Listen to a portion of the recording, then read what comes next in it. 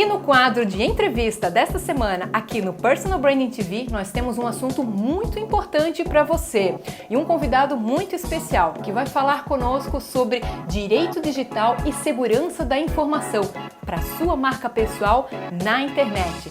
Está comigo o Dr.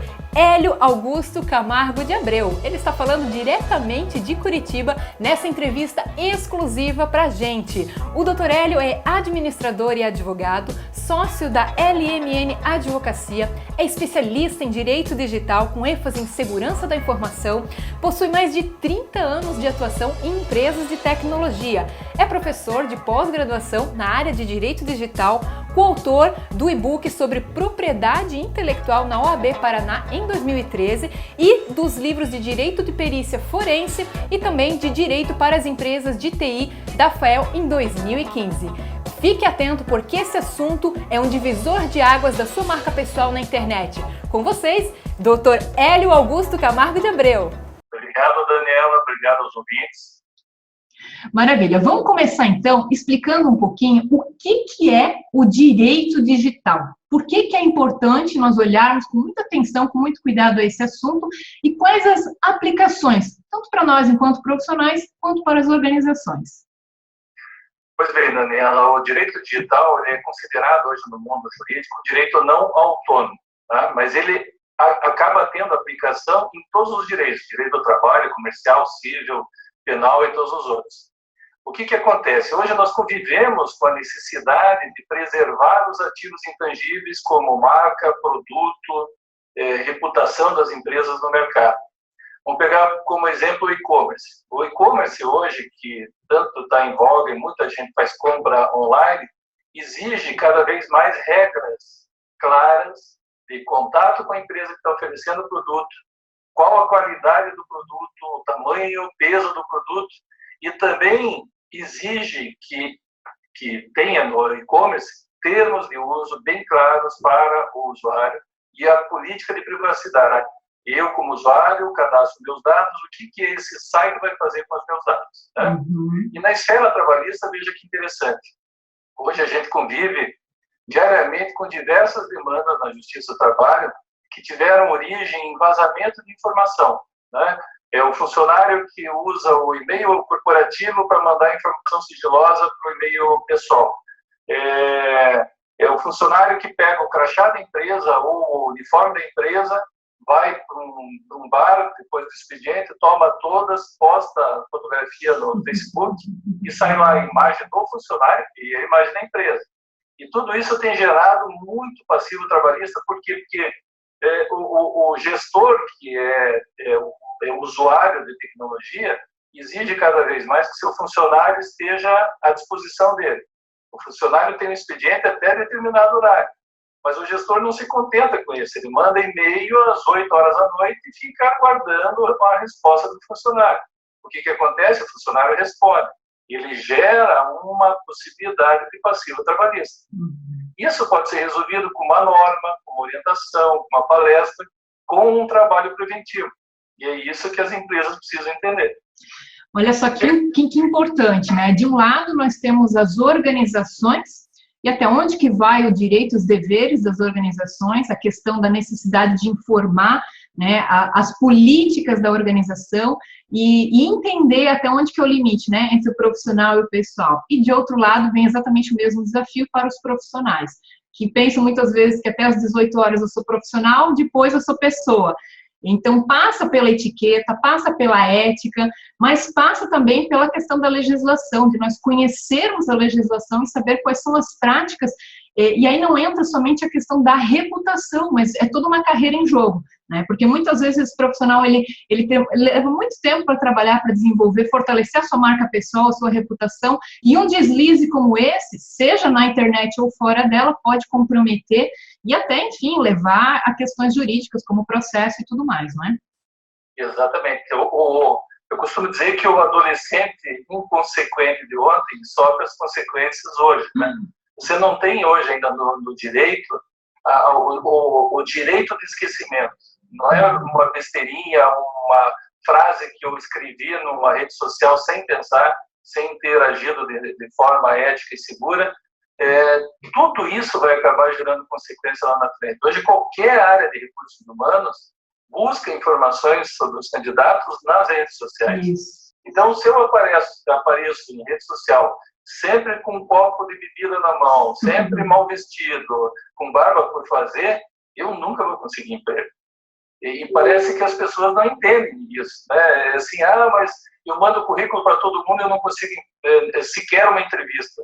Dá uma olhadinha no teu perfil em rede social, dá uma olhadinha no que você escreve, dá uma limpada em toda a tua história, que talvez, quem sabe, você tenha algum sucesso.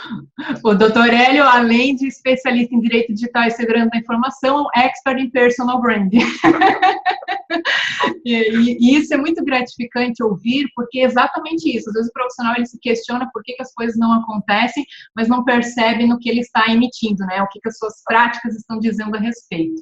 E pegando esse gancho da segurança da informação, né? Onde nós vivemos num mundo que estamos cada vez mais expostos. O desafio da vida pessoal, da vida profissional, as mídias sociais estão aí, né? Tem uma frase que se diz, não coloque na internet aquilo que você não colocaria no outdoor. Qual que são os principais pontos de preocupação que as pessoas precisam ter ao imputar, ao lançar informações na internet, o que a gente chama de pegadas digitais, que ficam na internet, que a gente perde o controle, não é mesmo? Então, quais são os principais cuidados que as pessoas devem ter ao utilizar a internet e entendendo para uso pessoal ou profissional? Olha, Daniela, qualquer coisa que você poste hoje, eu acordei, peguei um trânsito ruim, eu chego no escritório e resolvo descascar todo o meu ódio no prefeito da minha cidade, ou no trânsito, ou porque eu vi uma pessoa de raça que não é a minha raça, ou porque é da religião que não é a minha religião.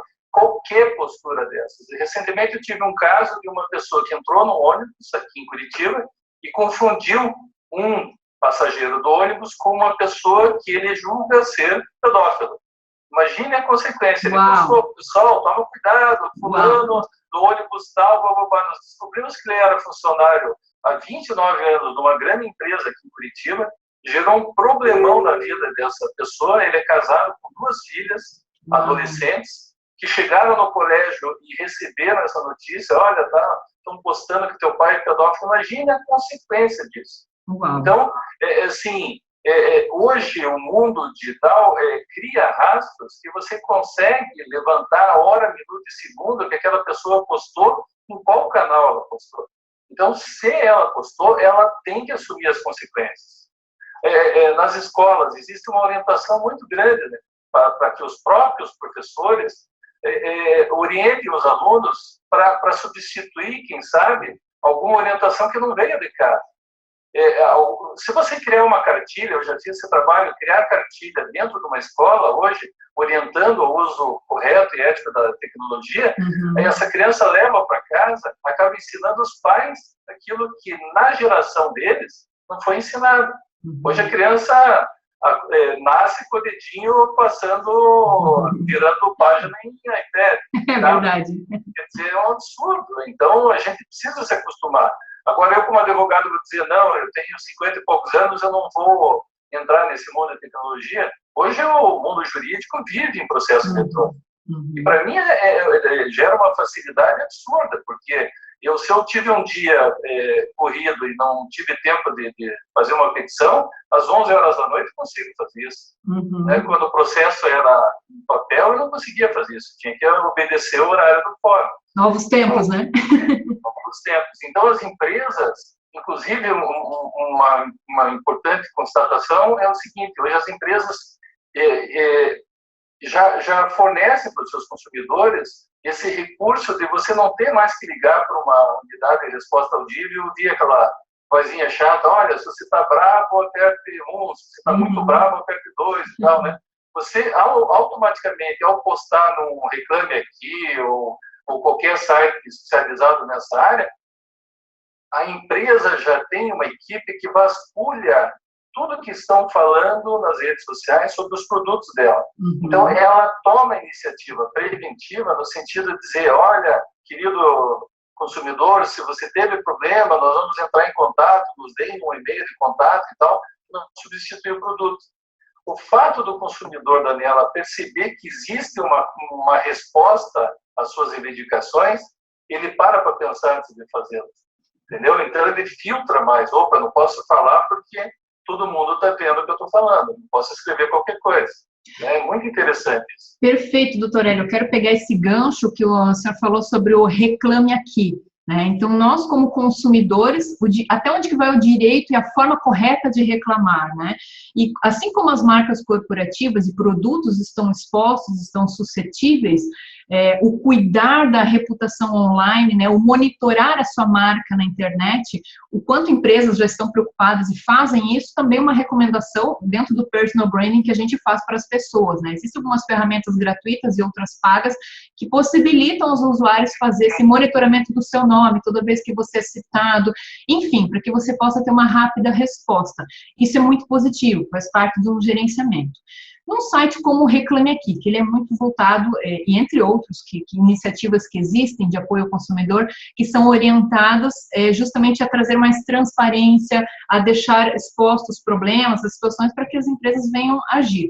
Como clientes, como consumidores e cuidando, preservando da nossa marca pessoal. Até que ponto, né, os cuidados que nós temos que ter ao fazer uma reclamação num site desse, porque nós já vimos cases que reclamações mal feitas, emocionalmente feitas, no calor da emoção, muitas vezes, as empresas acabaram processando, enfim, aquele reclamante, justamente por ter sido incoerente, por ter passado dos limites. Então, acho que esse é um ponto bem importante, porque de vítima você pode passar a ter outro papel nesse processo se não cuidar. Qual que é a sua recomendação a respeito? A recomendação, primeiro, é respirar fundo. Antes de escrever qualquer coisa, eu vou seguir o caminho do Reclame Aqui. Pensa com cuidado, escreve com cuidado, faz a reclamação com educação, não cometendo difamação, nem injúria, nem calúnia, que são os crimes de baixo poder ofensivo, mas são os costumeiros hoje no mundo virtual. Eu fiquei bravo, solto um palavrão, digo, essa empresa é uma porcaria e bababá. Tudo isso pode gerar, principalmente se a empresa comprovar que houve falha do próprio consumidor, ou no prazo de devolução, ou na hora que ele fez o pedido, eu estou comprando lá um produto, coloquei um número, que é o número que serve para mim, e de repente eu coloquei o número errado. O próprio fornecedor hoje tem um histórico de toda a transação que foi feita, a transação comercial, dentro do ambiente de e-commerce dele. Então ele consegue, através de, inclusive, print screen de tela, ata notarial, então tudo isso pode ser comprovado. Eu falei em ata notarial, alguns ouvintes podem não saber do que se trata. A ata notarial é uma maneira de você criar uma prova com um valor probante muito maior e que passa a ser incontestável numa ação, numa audiência. Você se dirige até um cartório de registro de notas e documentos, e o notário, que é o responsável pelo cartório, que tem fé pública, ele vai relatar o que ele viu naquele perfil. Então, olha, aqui entraram no meu perfil na rede social e falaram que eu sou isso, aquilo. Você fornece para o notário o seu login e senha, ele entra como se fosse você e ele relata os fatos. Não é o que a Daniela ou o Hélio estão contando, é o que ele está vendo. Isso serve como prova contundente no processo. Ele imprime, põe a chancela, o carimbo do correio e você leva numa audiência. O juiz, a hora que olha a ata notarial, diz assim, bem, nesse dia, nesta hora, nesse minuto, ficou comprovado através de um tabelião que realmente essa prova era irrefutável. Está lá, comprovado. Então, não permite a outra parte dizer assim, não, excelência, isso daí foi forjado, ele usou lá um Photoshop, ele usou um recurso técnico e tal. Né? Então, as pessoas começam a se prevenir disso. Eu tenho sido muito procurado com relação à confecção de ata notarial, exatamente para que as pessoas criem provas favoráveis a ela. Né? O doutor percebe que as pessoas que procuram serviço de direito digital, de segurança da informação, elas são mais orientadas ainda à prevenção, ao se informar, para ter os cuidados necessários, ou não? Elas procuram quando elas já foram expostas diante de uma situação e agora precisam controlar a crise, né? A reputação, o problema, seja no ambiente digital ou fora dele. Nenhuma pessoa física até hoje me procurou de forma preventiva. Uau. Nenhuma. Mas, assim, escolas me procuram bastante para orientar os alunos, os professores. Eu tenho o caso de professora que resolveu passar para todas as mães e pais de alunos o número do telefone dela, dizendo assim, olha, entra em contato comigo via WhatsApp a hora que você quiser. Isso, Daniela, gera uma responsabilidade para essa professora da qual ela não foi contratada. Certo. Então, imagine uma mãe a caminho da escola diz assim, olha, querida professora tal, minha amiga, daí passa a ser super íntima da pessoa, né? Não vou poder chegar no colégio e tal. Imagine a cabeça dessa professora que tem lá 30 aluninhos e ela é responsável para a hora da comida, a hora da lição, a hora do banheiro, a hora de tudo. Então, a escola tem que orientar, olha, queridos pais, o contato para qualquer reivindicação, qualquer recado, é o número tal da escola. Lá tem uma pessoa responsável por isso, para dar os recados e receber os recados. E não a professora está lá para ensinar, entende? E a gente percebe que as pessoas, as empresas têm procurado de forma preventiva, até porque tem lei anticorrupção, que no nosso país, imagina, não existe nada disso, mas na realidade é uma maneira de você criar uma cultura e mostrar em qualquer processo judicial que ocorra, reivindicando o direito que for, que a empresa adotou medidas preventivas. Chamou um advogado para dar uma palestra, chamou uma pessoa profissional lá para explicar como se vestir, como chegar no horário, como se portar no evento. Quer dizer, todas essas medidas foram adotadas no sentido de ensinar ao seu colaborador quais eram os seus direitos e quais eram os seus deveres. Né? Se a empresa adotou essas medidas, num processo judicial, o juiz já enxerga de outra maneira. Opa, espera aí, essa empresa adotou todas as medidas, mesmo assim o profissional cometeu o ato falho. Então, a responsabilidade recai sobre esse colaborador. E uma pergunta que eu acredito que deve ser útil, né, uma curiosidade até para o pessoal que nos acompanha e que tem negócios na internet, são profissionais como psicólogos, coaches, palestrantes, enfim, que estão no mercado que a gente chama de infoprodutores, né, que é pegar o seu capital intelectual e gerar uma escala, atingindo o maior número de pessoas possível através da internet. Então, aquela competência, aqueles estudos todos, práticas, melhores práticas, ele trabalha com o empacotamento de um produto, de um serviço, entregando na internet. E esse profissional, muitas vezes, ele tem o seu produto violado, tem as senhas distribuídas, acontecem algumas questões de segurança da informação. Isso faz com que muitos outros profissionais olhem para esse mercado com uma insegurança, no sentido, eu vou entregar aqui o meu conhecimento e alguém vai sair distribuindo senha, vai hackear o meu produto, vai jogar no YouTube ou vai jogar em plataformas de venda, como, por exemplo, o Mercado Livre, e aí dessa forma se inibem, né? Deixam de explorar economicamente essa possibilidade. Então, eu pergunto, para esse profissional, tanto que porventura já tenha sofrido alguma sanção nesse sentido, de ter um produto violado, de ter um hackeamento aí do seu negócio, quanto esse profissional que é inseguro, que tem medo desse universo digital, justamente por causa das más práticas, né? Porque a gente entende que pessoas antiéticas existem em todas as categorias, em todas as áreas, mas, de outro lado, também existem as pessoas preocupadas em fazer um trabalho honesto, um bom trabalho, e da forma correta, né? Coerente com a legislação e tudo mais. Quais as recomendações que o doutor pode passar, tanto para esse profissional que, porventura, já sofreu essa experiência negativa, quanto para quem está se questionando se vale a pena entrar nesse mercado, e os cuidados, né? Tanto com a questão dos direitos autorais, quanto a questão se o seu conteúdo for plagiado ou for hackeado. O que o senhor recomenda para esses profissionais? Olha, Daniela, vamos começar pelas empresas. Muitas empresas hoje, startups, entram no mercado e esquecem de fazer o registro básico da sua marca. Eu tenho lá uma marca com um nome, ou seja, uma marca mista. Contrata um profissional, de preferência um advogado, que faça o seu registro no INPI. A marca fica registrada. A partir daquele momento, a gente cria no mundo jurídico a temporalidade, ou seja, a Daniela, num determinado momento, agora falando em pessoa física, né? A Daniela, num determinado momento, postou um artigo na internet.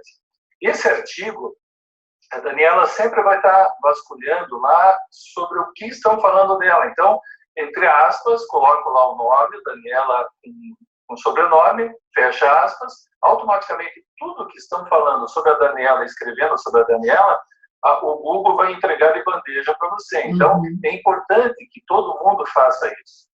Faça isso de forma rotineira, exatamente para saber o que estão falando dele. E eu já fui procurado pelo trabalho bem feito que eu fiz. Eu não posso deixar de ser trabalhado por alguma postura indevida que eu adotei.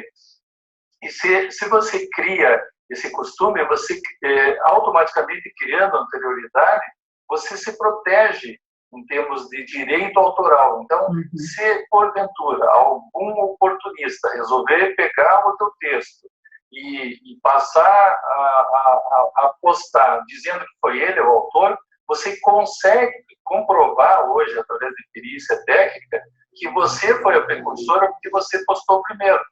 Vou te dar um exemplo bem básico assim. Se eu fizer um desenho de um bonequinho qualquer, cabeça, tronco, membros e pernas, e postar no Google um desenho que eu fiz, porque eu achei que ficou bonitinho, e alguém pegar esse desenho e utilizar para folders ou para divulgar uma marca, um produto, eu consigo reivindicar esse direito autoral, inclusive consigo penalizar essa pessoa que o utilizou sem a autorização. Então, eu insisto para as pessoas, tudo que está na internet hoje, alguém colocou lá. E se alguém colocou lá, está esperando esse bobo ir lá e utilizar de maneira indevida. Então, não seja bobo, seja esperto, crie os teus produtos e fique de olho para ver se ninguém está te copiando.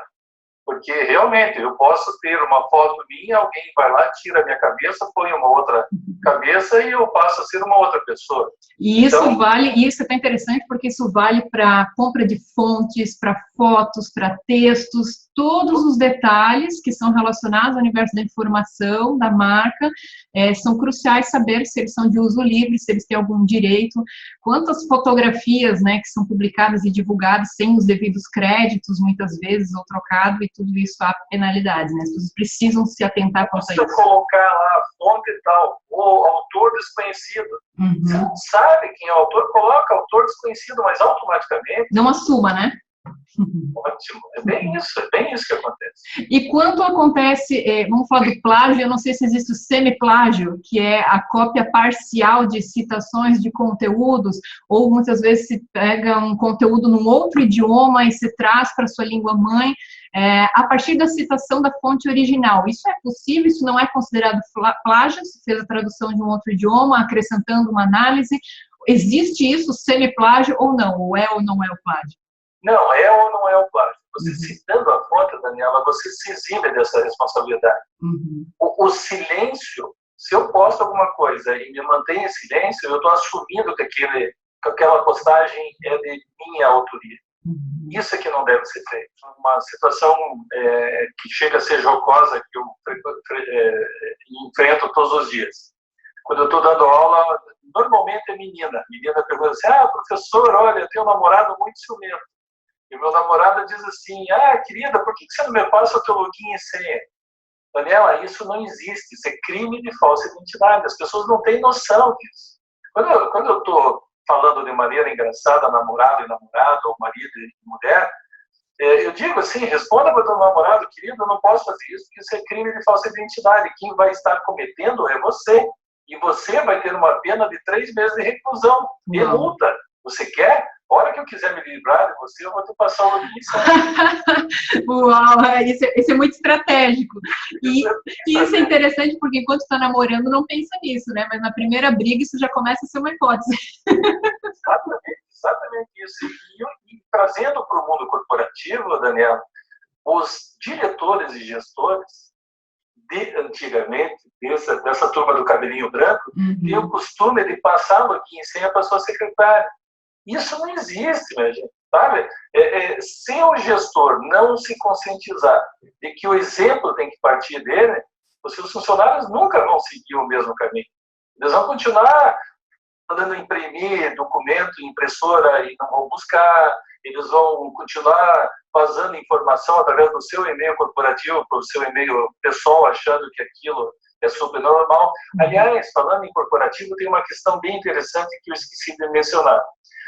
Hoje existe uma tendência muito grande dentro do mundo corporativo do profissional, do colaborador, querer levar o seu equipamento, que é o Bring Your Own Device. O que quer dizer esse termo em inglês? Traga o seu próprio dispositivo. Então, se eu tenho lá o meu tablet, o meu notebook, e quero levar para a empresa tem que criar uma norma e pedir para que eu dê o aceite, pode ser em papel ou eletrônico, dizendo que eu não posso, em momento algum, ter software pirata dentro da minha máquina, que eu não posso ter conteúdo de pedofilia, que eu não posso ter nu, que eu não posso falar sobre credo, religião, raça, seja lá o que for.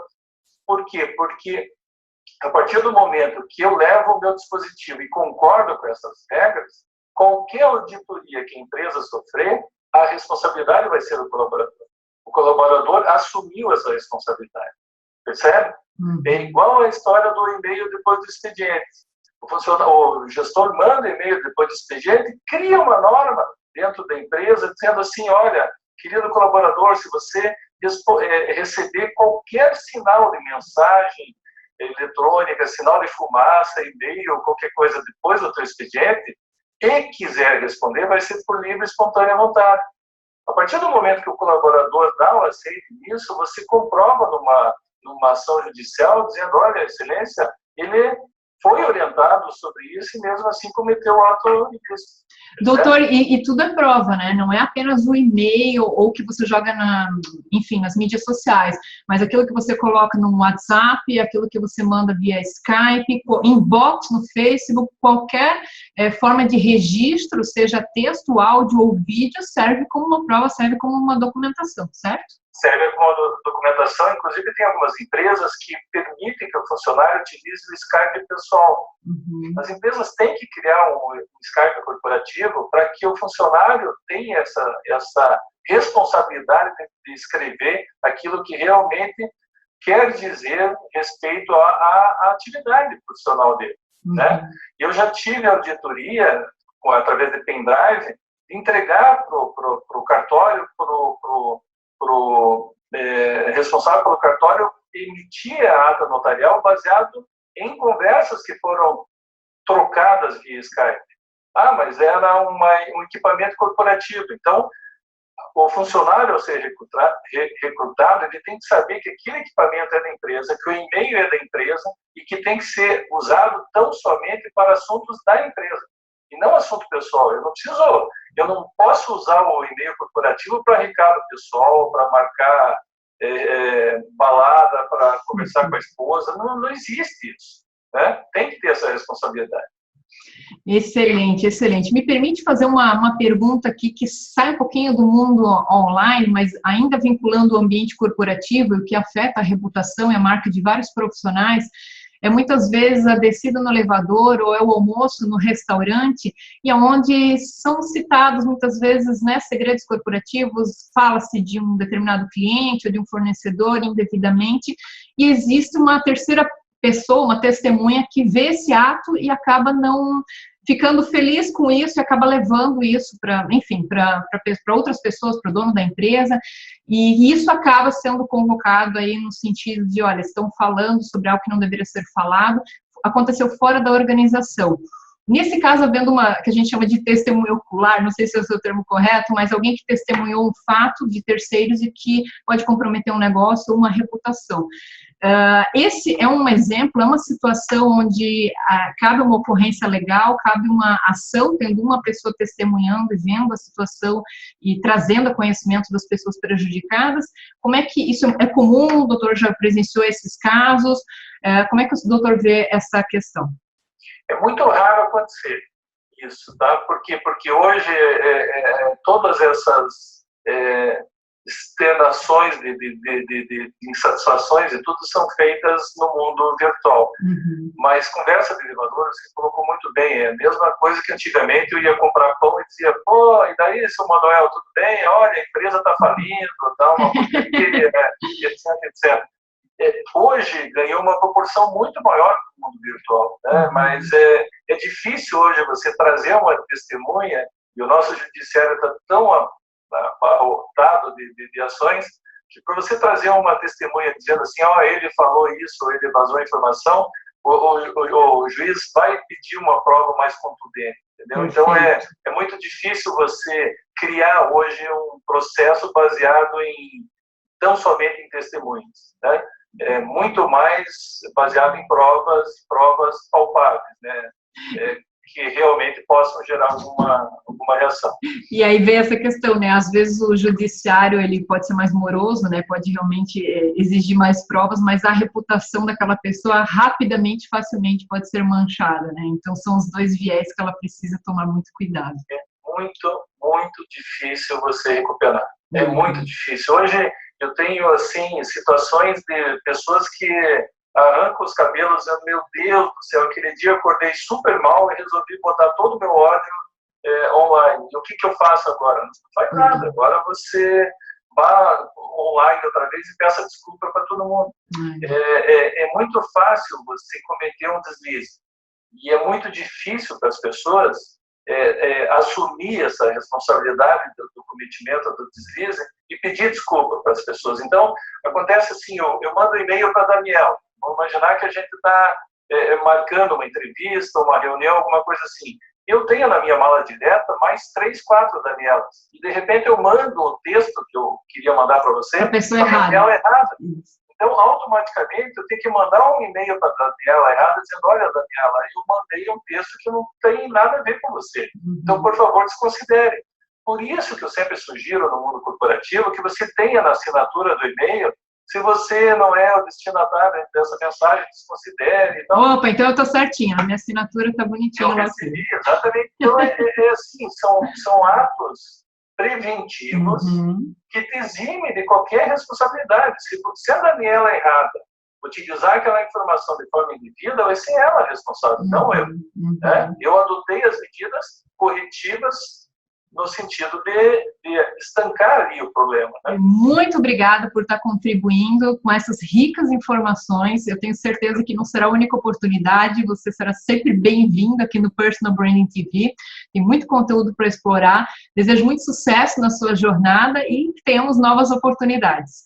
E o pessoal que nos acompanha, direito digital é fundamental. Então, se você ainda não procurou um especialista, tá aí o Dr. Hélio, que com certeza vai poder lhe auxiliar na prevenção antes que você necessite, na verdade, né? É muito importante. Então, fica aqui a nossa dica.